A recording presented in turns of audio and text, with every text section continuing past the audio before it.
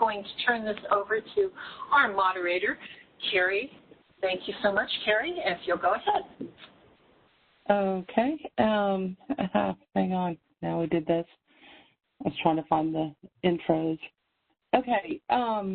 Well, today we have two archives that are going to give us an overview of what they do and how things are in their neck of the woods. We are going to do some introductions, give their presentations, have some question and answers, and talk about upcoming programs. Our first speaker, hang on, I'm trying to get the bios up, is Rebecca Katz, who I guess I'm trying to catch up on her. I had known she was with the Washington District of Columbia, but apparently she has moved on. Hang on. Where'd she go?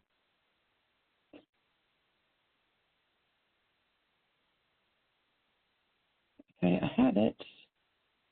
I apologize. Where'd it go? Trying to work off of the phone and this at the same time.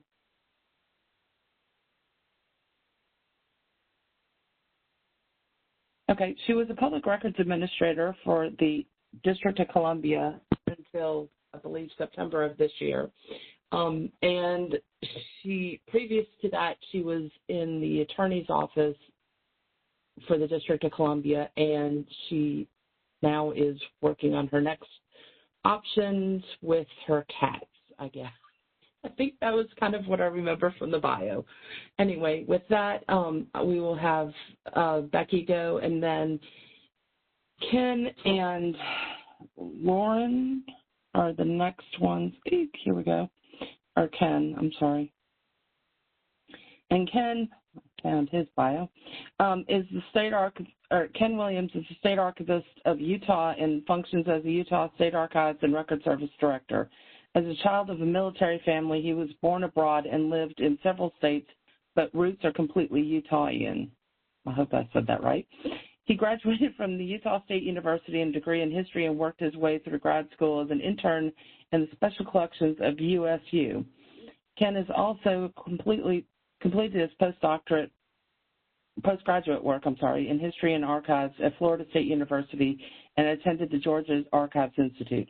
As director, Ken has adopted the strategic vision that looks to ensure the right records to the right people at the right time. Currently, the division is concentrating all efforts on digital preservation and access. Ken is an avid family historian and loves to garden and care for a historic home and drives everyone crazy bragging about his grandkids. So with that, I will turn it over to Becky, and she can begin.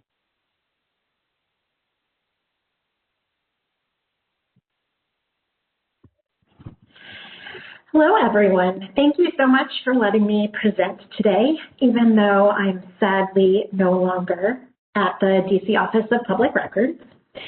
Instead of a general overview of the office, I'm going to share with you today the progress that we made at OPR and the DC Archives during my 5 years as Public Records Administrator, and where I hope OPR will go in the future.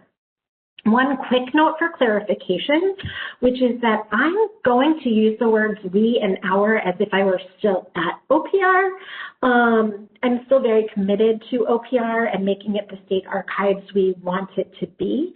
But of course, I am not speaking on behalf of the office today. I'm speaking just on behalf of myself. So with that, welcome. Doesn't this building with its yellow stucco walls, metal rolled down door, and no windows look absolutely inviting? No, really, welcome. The OPR building is in an alley, and when I started, a door across the way had this sign on it, imploring people, please do not urinate in alley. The sign is no longer there. Unfortunately, the urinating is. Seriously, welcome to OPR. Just because one time the building collapsed. Okay, chunks of stucco fell off the wall. The building didn't actually collapse and broke one of my employees' windshields. Doesn't mean that we don't want researchers to come. I will come back to discussing the physical building at the end of my presentation, but now that I've welcomed you, I want to share with you some of the history of how we ended up where we were when I started at OPR in 2015. Most importantly in this story is the history of the staffing of the office. At one point, OPR had as many as 15 employees. Now, I know this sounds like not very many to a lot of you. But by the late 1990s, budget issues had shrunk the office to only 2 people, so 15 seems like a lot. You can imagine, though, what having only 2 people meant for accomplishing anything. The budget for fiscal year 2005 added 3 more employees. So at that point, until I started, OPR had just 4 employees, plus the public records administrator.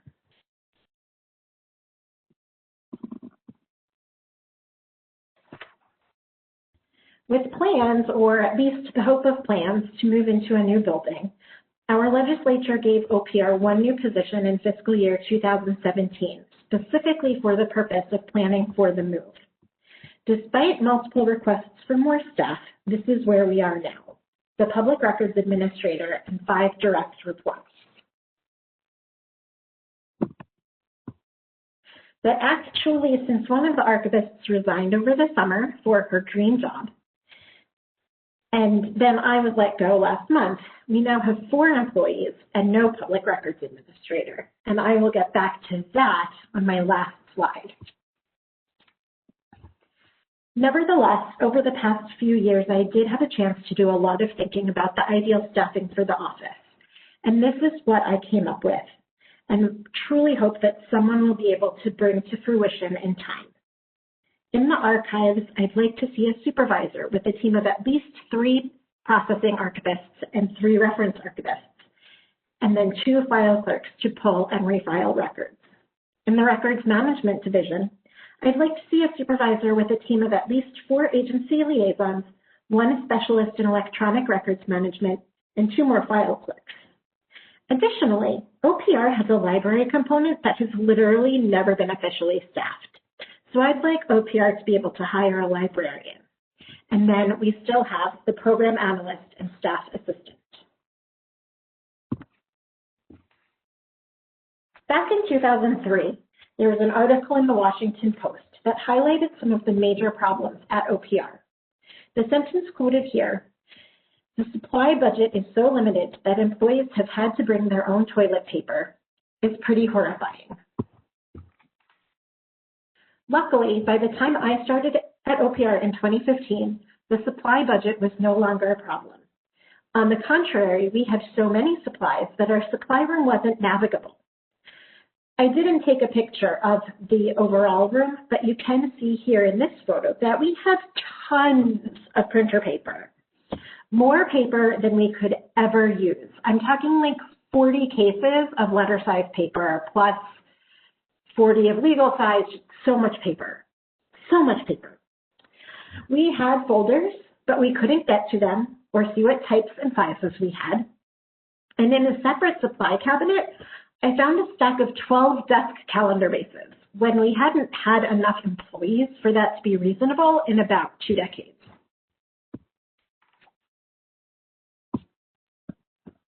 So we cleaned out the supply room, and in doing so, along with figuring out what supplies we had, we found records that belonged in the archive that had been buried under boxes of supplies. So that was a big success. We were able to process those records. We kept about 10 cases of each size of paper, put plastic pallets and milk crates down to raise supplies off the floor, and got shelves from surplus property for smaller items. Now, I don't have a slide for future in this area, but I do hope that OPR continues to use resources only for supplies that we actually need. And if they get rid of the 45 boxes of paper clips, that might be a good thing too. Back to 2003, that same article describes the lack of a reference room. Instead of a separate reading room, there are 2 wooden desks placed back to back beneath fluorescent lights. On the concrete floor nearby, in front of the freight elevator, lies an 1898 sewer cover, one of several artifacts scattered around the building. When I started in 2015, the sewer cover had been placed on a cart and was no longer directly on the floor. But there was still no reading room. You can see the 2 tables here surrounded by records. What you can't see is that there's no access to an electrical outlet and there's nowhere for OPR staff to stand or sit to supervise researchers. I desperately wanted us to have a real reference room with space for our researchers that wasn't right in the middle of our collections. The answer came when I realized we could move some things around so we could get rid of the shelves pictured here in the middle of being disassembled. You can see here that the shelves were kind of glued to the floor. It was pretty gross. But once the shelves were gone, voila, a research room. After this picture was taken, we got matching tables and the floor was power washed. So you see, we still have only 2 research tables, plus our microfilm reader, which is also new. But the tables aren't surrounded by the stacks, and there's a table for staff to work at while supervising researchers. There are power cords with USB ports located at each table. We only had 2 or 3 researchers on site in the few weeks the room was ready prior to shutting down for the pandemic. But once we are able to have on-site researchers again, this is going to be a tremendous improvement over not having any research room at all. When we are able to have researchers on site again, I would love to see a staffing rotation where everyone in the office has a shift where they are on call in case researchers come in. We currently only allow researchers to come in with an appointment, and then we have just before the pandemic, we had just a few hours for one specific type of records that people could just walk in. I would like researchers to be able to use those indexes that have that 6 hours of walk-in time at any time instead of just those 6 hours. And for researchers who need records pulled, instead of making an appointment, they could come anytime after we confirm that the records are ready for them. So we'll see if they're able to accommodate that when things get back to normal-ish. So far, I've mostly spoken about administration, but what about, the actual work of archives? One of the most used record series at the DC Archives is building permits. Unfortunately, this is also one of the most complicated to use record series at the DC Archives. Building permits and plans are located in 4 different repositories with 3 different owners depending on the year the permit is from. And that's not counting the 1 year of permits that were accidentally disposed of at some point in the past. Now, if I were to go into the whole story of how researchers access these records, we'd be here until December. Instead, I'm only going to address the building permits that are at the DC Archives. Because of the way they're arranged, researchers have to start somewhere else at another agency to make their request. That agency sends the form pictured here to OPR by fax. Luckily, we now get faxes delivered to our main email account. This form tells OPR in which boxes the permits will be if they exist, which they might or might not. What you see here is a box list, the beginning of a box list. Basically, building permits are arranged alphabetically by address within sets of years. And the box lists, as you see, give just the first and last address in each box. So there may or may not be a permit for any given address within a given set of years, depending on if work was done on the property. When researchers make their request, which again they do at the other agency, that agency's staff looks at the box list for each set of permits, figures out which boxes the address would fall in, and then sends that fax. When I started at OPR, I was told that researchers had to make the request at the other agency because we didn't have the box lists.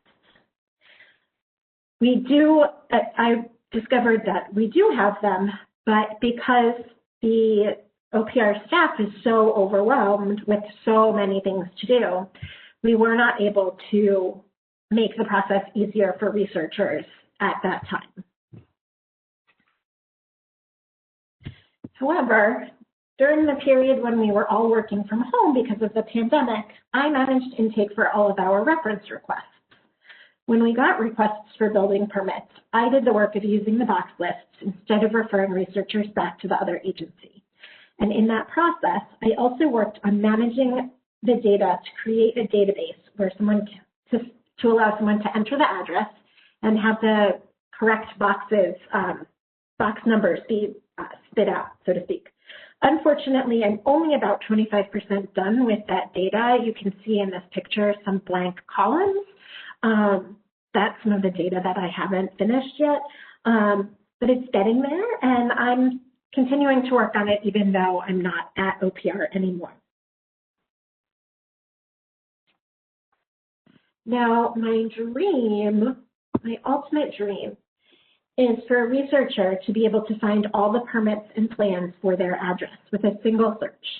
Not necessarily digitized, though the permits that are at the National Archives, about half of them have been digitized at this point. But at least which repository each permit can be found at, which box or roll of microfilm it can be found in, and how to request it. And mostly, I just want researchers to be able to make requests directly at OPR for the permits that are in our holdings.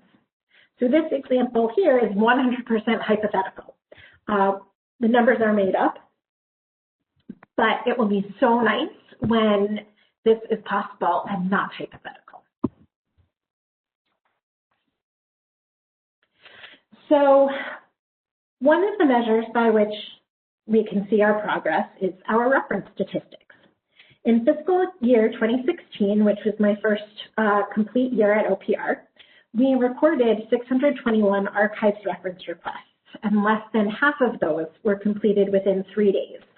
So on this very small pie chart, the blue, orange, gray, and yellow that start at 12 o'clock. 614 of those 621 requests were for specific records: a birth certificate, a death certificate, a building permit.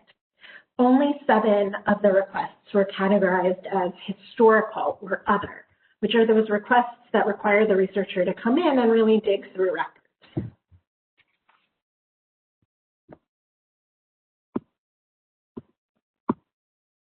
By 2019, we were recording substantially more requests with 1,156, and 61% of those were completed on the day they were received. 48 of those requests were general research, as opposed to the requests that we get for specific records.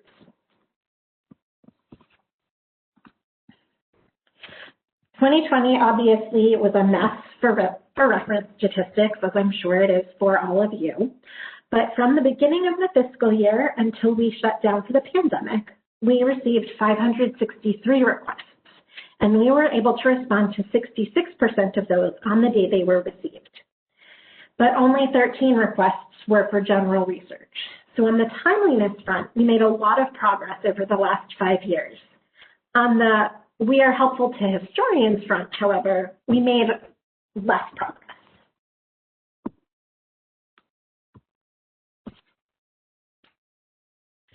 My vision for the future actually has a much smaller percentage of requests filled on the day they were made. And that is because I'm hopeful that we can significantly increase the proportion of our requests that we get for more general research. We will do that by making our finding aids available and searchable online so that researchers can actually know what we have. Of course, in order to make our finding aids available online and be helpful to historians, it will help to have more finding aids in general, which brings me to our processing backlog. We all have backlogs, and while I've selected 3 particularly egregious photos to share here, I'm confident that all of you have at least one corner or closet that looks like this. Our problem at OPR was less that we have this backlog and more that we didn't have anywhere to put it. So I spent 3.5 years trying to figure out how we could create dedicated processing space in our much too small building. And finally, I figured it out. It was a multi-step process that began with creating the reference room that I already showed you. Once the researcher tables were out of the way, we had room for big stainless steel work tables on testers so we wouldn't have to process in our offices, and we got laptops for typing indexes and making notes for writing finding aids so that we wouldn't have to handwrite and then retype. And we moved the rarely used archives holdings that had been on the most accessible row of shelves in the entire building to the second floor. And we made that row of shelves available for the backlog. I've labeled this photo as now, but it really is from the middle of the project, when most of the rarely used archives holdings had been moved, but the shelves for the backlog were still empty.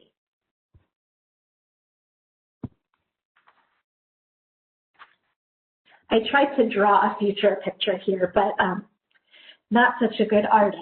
So what is to come in this effort? First, I'm hopeful that having space to do the work of processing will help the staff get through a substantial portion of that backlog. And second, I'm hopeful that having the backlog on shelves will improve the team's morale simply by improving how the space looks.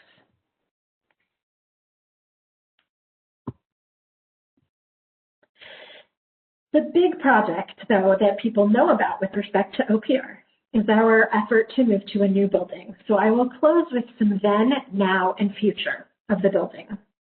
This brick and stucco monstrosity with 1970s cars on blocks in front of it was the building selected to house the DC Record Center in 1983. The original plan was for the archives to be located somewhere else, somewhere a little more welcoming, but they never found a location that worked. So in 1990, when this building was completed, it began to house both temporary records and the archival collection.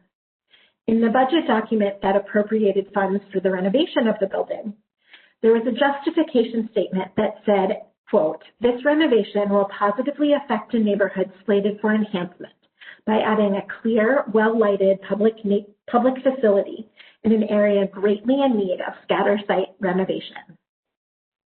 Well, I'm not sure it can be said that this building accomplished this purpose, because 30 years later, the entire neighborhood, except for this part of the alley, has been gentrified.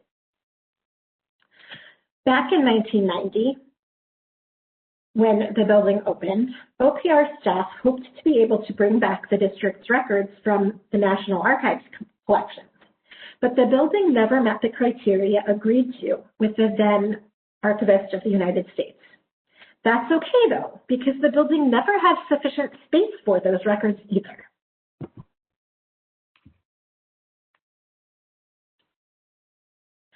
I don't have photos of some other critical issues that make a new building so necessary. The one elevator in the building was damaged by a roof leak beginning no later than 1998, but continuing until at least 2000. The elevator now usually works, and I only got stuck in it once, but I did make sure never to take the elevator without a phone on me. Further, the elevator only goes to the second floor, but we have a third floor of record storage with only a dumbwaiter for access. An assessment completed by the district government's property management agency in around 2010 identified at least 4 ways in which the building does not meet basic ADA requirements, beginning with the stone-paved alley, continuing with the height of the threshold of the front door, and continuing on inside. Now, because the building was retrofitted to serve as record storage, the shelving is inconsistent heights and widths, which makes keeping track of locations and assigning space to new accessions tricky. But my favorite gripe to explain why new construction instead of retrofitting is so important is the light switches. We have light switches that are inside the rows of compact shelving, so the shelves have to be opened to turn on and off the lights. Also, for any of you involved in designing new space, whether a new archives building or your own home, make sure that you have light switches near each entrance to any room. I still don't know where all of the light switches are in the OPR building because some of them are so hard to find. We have had money in our capital budget since 2013 for a new building. The renderings here are just to demonstrate that some work has actually been done, but these block and stack pictures are for a location that we won't actually be moving to. The funds are now in our capital plan for 2022 and 2023, but a location still hasn't been finalized. You'll remember from 2 slides ago that OPR has actually been looking for a location for the archives since our founding in 1985 without success. Finally, we are 96% set on a location, but until ground is broken, I'm feeling pretty cynical. There is still so much more that I haven't touched on in the interest of time. We have been working on making sure that every district agency has an up-to-date retention schedule. This project has had its ups and downs, and I definitely wouldn't do it the same way if I were to do it again. Nevertheless, we've made better progress than any previous effort to develop agency retention schedules since the first effort was made in 1953. Just like our other records management efforts, our progress here would be aided by having more employees. We are also going to need to do a big reappraisal and deaccessioning project. I feel pretty strongly that ceremonial shovels and hard hats from groundbreaking don't have sufficient value to warrant the amount of space that they take up in our archives.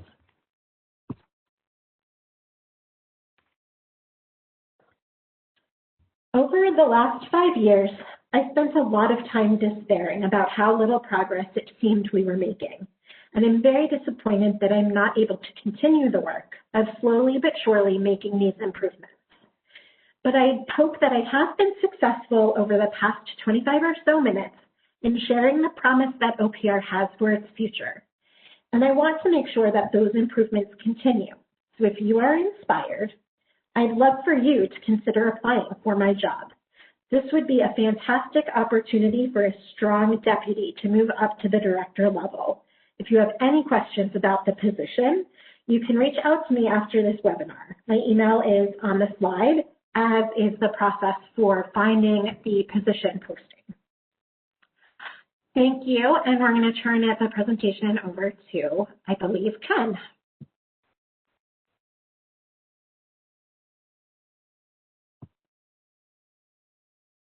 So thank you, Becky, and I'm honored to be here and to present with my good friend Becky Katz. We've known each other now for several years and have served on the CoSA board together, so it's a real honor to present with you. And before we get started, I just wanted to thank CoSA for this opportunity and for this venue to spotlight some of the archives and some of the programs that we are doing across the country. So this is a fantastic opportunity. And then also thank you to Carrie and to Rebecca for organizing this. And I'd also like to thank the Utah State Archives Outreach Coordinator, Lauren Katz. So she's on the call with me now, and she'll be my backup, and I rely on her a lot because I'm going to do a little bit different type of presentation. We've created a video that highlights the programs here at the Utah State Archives. And just a quick comment on the circumstances that we find ourselves in. It's, as everyone knows, 2020 has been quite an experience. And as the pandemic rages on, I just wanted to bring to everyone's attention that at the height of the pandemic, the archives here in Utah experienced a catastrophic earthquake. So we've been juggling a few events that are out of our control. And then we find ourselves after the election in the transition to a new governor. So we're really quite busy here and scrambling to keep ahead of the work. But with these troubled times, I think it's more important as ever to tell our story and make sure that people know how to contact us and how to interact with the archives and to allow us to assist them in their research. So without further ado, I would like to switch to our presentation video, and I just have to say that I do not aspire to be a movie star, and the staff here really pushed me to help make this video. So I really appreciate the help that I received. And Lauren, so if we could cue up the video, I think we'll watch the video. It lasts about 30 minutes, and then Becky and I will be around after my presentation for questions and answers. Perfect. I will get it going right now.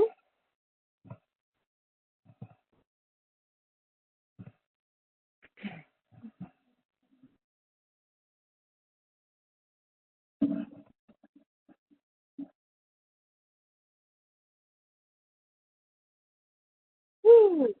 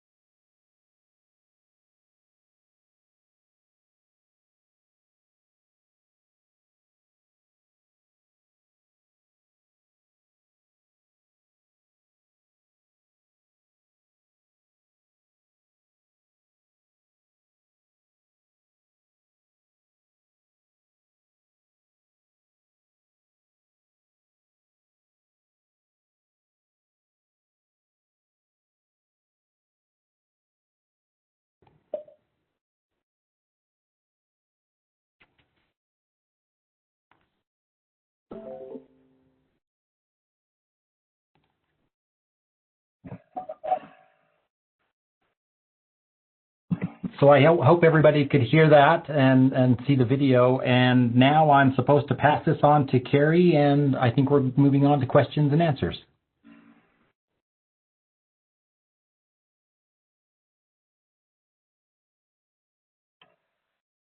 Okay. Thank you. I think. Yes.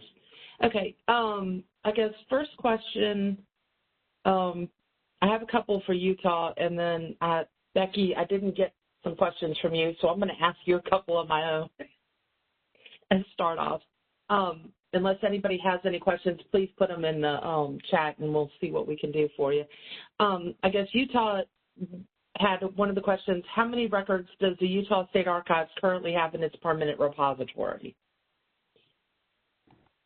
So we have roughly 50,000 cubic feet of records in the permanent repository. And then we have a record center that's 25 miles away from Salt Lake City, and it has 142,000 cubic feet of records.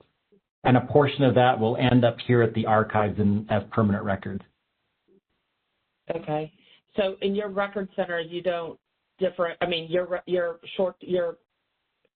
record center is like, it doesn't have a cutoff saying under 10 years, it's any age range. All different retention schedules, and so there's records always continually being transferred from the record center to the archives. Okay. So when they're at the record center, they're in the custody of the state, of the agency that created them, and then once custody changes, they come over to the archives. Gotcha. Okay. Becky, one question I had while I was listening to your whole thing and thinking about it, I Googled quickly and found out that your population of Washington, D.C. is approximately 650,000, give or take, some maybe for the district. Have you looked at... 700,000 now. Huh? We're actually over 700,000. Okay, well, 700,000, I'm staying corrected. But I know that you kind of have a unique situation because you're kind of like a city-state. Right. In that because you don't have a legislature, you have probably a city council or board of governors or commissioners or something like that. Or I guess, have you looked at like what large municipalities do for archives as well as what states do? To some extent, I dream of, or I shouldn't say I dream, I dreamt of being as competent as Boston because they have a similar number of staff in the Boston City Archives and I think a similar volume of records, if I remember correctly. So I would look to Boston when I was looking for something city specific. But generally in DC, we treat ourselves like a state. The issue came for me when we were working on retention schedules and we were looking at purely local functions. So I couldn't necessarily just use my CoSA colleagues' retention schedules as models for some of those records. Right, because a lot of states, if you look at what you were showing, the listing of like permits for a building, that's more of a municipal function. Right. Although it's important, it's just one of those things that it seems to me you get to live in both worlds, not just one. Yes. Some of us have to live in both worlds because we service local governments and state governments. And I'm kind of like you. I used to live in those worlds, but I don't. I've retired in October, but still I'm trying to figure out what my next move is. But anyway, okay, Ken, how does one access records that the Utah Archives holds? So we have a large online presence, so you can contact us through our website. And then, as I mentioned in the video, normally we share a reference room and provide reference services in concert with the State Historical Society, and so patrons can come, in person. Since the earthquake and the pandemic, what we've been doing is we switched to most of our contacts are by telephone or through email. And then we're looking to expand our scan and deliver service. We've launched that at our record center, so those records that are in the custody of the agency, they can contact our record center and have them delivered electronically back to their office if it's possible.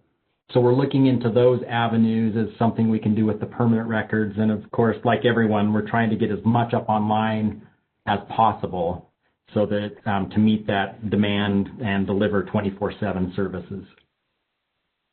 I guess, and knowing that Rebecca was meticulous about researching things and what, studying it to figure out what made most sense.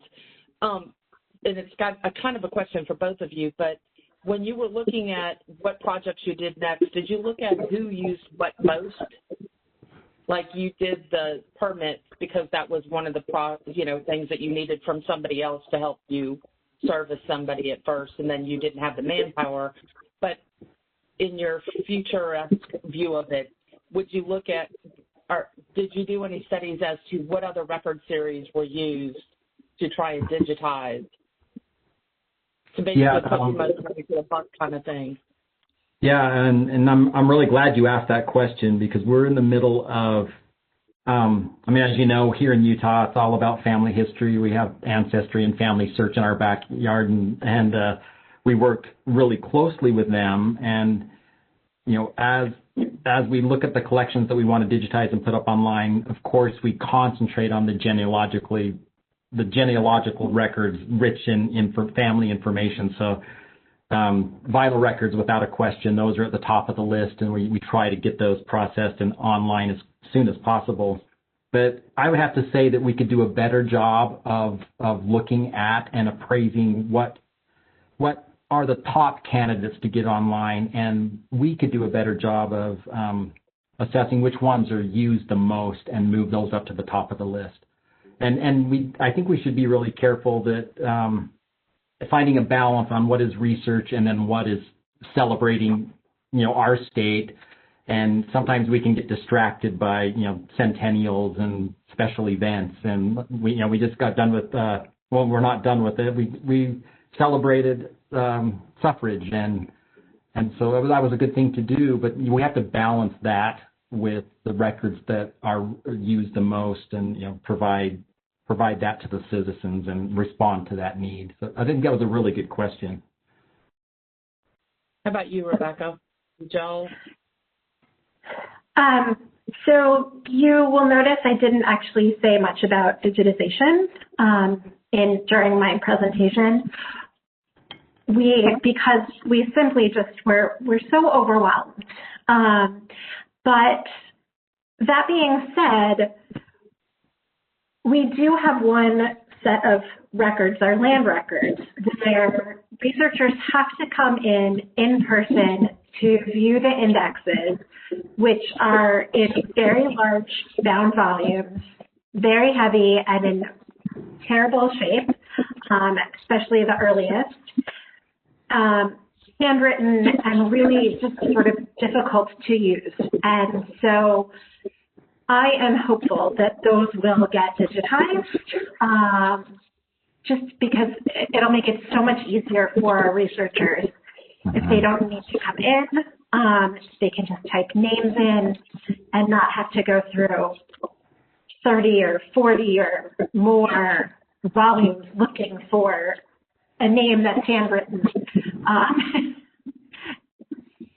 Right, in the weird handwriting that nobody can read anymore. And exactly. Wait, cursive, what's that? Yeah. But I guess, I know you said you didn't focus on digitizing. What about, even the finding aids? Did you prioritize which ones you might look at going with to try and help minimize, kind of make your employees be able to work smarter, not harder, to take the burden off of them to have to do the heavy lifting on everything? Yeah, so the metaphor that I've been liking to use about OPR is like those cash machines where the money is flowing all over and you're trying to catch all of the money. OPR really feels like that a lot because there's so much to do and so few people to do it. In order to really make our finding aids usable and good and searchable, we have some preliminary data that we've been working on cleaning up, and we've been working on cleaning it up for like the last 5 years. But we use actually the same system that Ken uses in Utah for our back end. It's just we are so far behind in getting that data into the system. So you asked about prioritizing. We haven't prioritized the specific finding aids because we're still working on that preliminary data. Gotcha. Okay, well, that kind of does it for questions, and I'm going to turn it back over to Lisa, and she will wrap us up. Thank you again, both Rebecca and Ken, for your willingness to share today. Thank you. And I'd like to echo that thanks to our presenters for their work today. Lots of great information, and if you enjoyed today's webinar, I hope you'll look for more CoSA webinars. We've got a SARI webinar coming up in December. We won't have another member webinar for CoSA until January, but watch for our next year's schedule. Our theme is going to be adaptable archives, so we hope you'll find that interesting and informative. We also have some new conversations, and we know you're all webinared out, but I encourage you to go ahead and check out our NEH CARES grant conversations. We have 3 right now, and I think you'll find them very useful. Again, they're available on our website, so I hope you go check those out. As always, there's lots of ways to stay in touch with CoSA, and we have one other one that's not listed here. We have a monthly chatting with CoSA for the staff of archives. So if you're interested in that, I'll put my email in the chat, and you're welcome to contact me. Of course, none of this is possible without all of our sponsors and support, and we thank them all for all of their work. And finally, everyone, we really do appreciate your feedback. It really does help the Education Committee as they plan these future evaluations. We know what's important to you, what you like, and we hope that you will let us know your thoughts, and we look forward to seeing you at our next webinar. Everyone, have a safe and festive, hopefully, season. Stay well. Thank you for joining us today. Thank you, presenters. Thank you, moderator Carrie. And we appreciate it. You guys take care. Have a good week. Thanks. Bye.